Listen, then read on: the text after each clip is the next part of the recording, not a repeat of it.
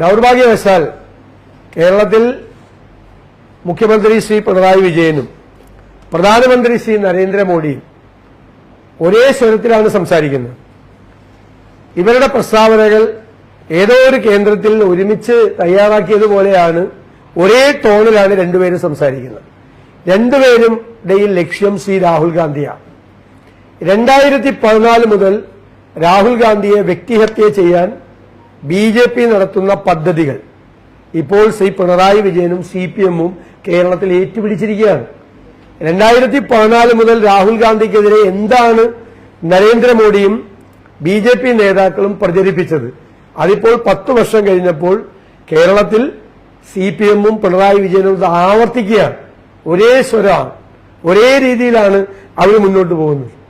പ്രധാനമന്ത്രി പറയുന്നു രാഹുൽ ഗാന്ധി ഉത്തരേന്ത്യയിൽ മത്സരിക്കാതെ കേരളത്തിലേക്ക് ഒളിച്ചോടിയെന്ന്. പിണറായി വിജയനും അതേ വാചകം ഇന്ന് പറയാണ്. ഇന്നലെ രണ്ടുപേരും കൂടി തീരുമാനിച്ചതുപോലെയാണ്. ഇന്ന് വീണ്ടും പറയാണ് രാഹുൽ ഗാന്ധി. ഇന്നലെ പ്രധാനമന്ത്രി പറയുന്നു, ഇന്ന് മുഖ്യമന്ത്രി പറയുന്നു രാഹുൽ ഗാന്ധി ഒളിച്ചോടിയെന്ന്.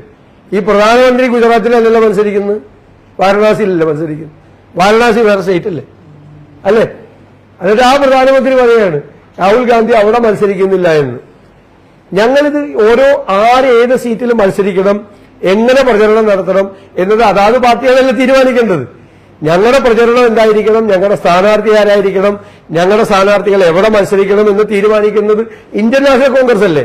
ഞങ്ങളുടെ പ്രചരണം എങ്ങനെയാ, ഞങ്ങൾ പ്ലക്കാർഡ് പിടിക്കണ കൊടി പിടിക്കണമെന്ന് തീരുമാനിക്കുന്നത് ഞങ്ങളല്ലേ. അത് BJP-യുടെ ഓഫീസിലോ CPM-ന്റെ ഓഫീസിലോ തീരുമാനിക്കപ്പെടേണ്ട കാര്യമല്ല.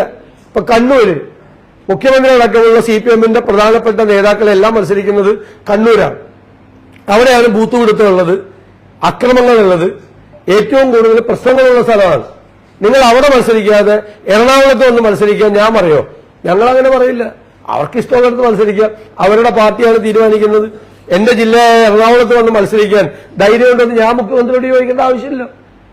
അതപ്പോ ഓരോരുത്തരും ഓരോ സ്ഥലത്തും മത്സരിക്കണമെന്നാണ്. ഇപ്പൊ രാഹുൽ ഗാന്ധി വയനാട്ടിൽ മത്സരിക്കുന്നത് BJP-യേക്കാൾ അലോസരപ്പെടുത്തുന്നത് CPM-നാണ് എന്ന് വളരെ വ്യക്തമാണ്.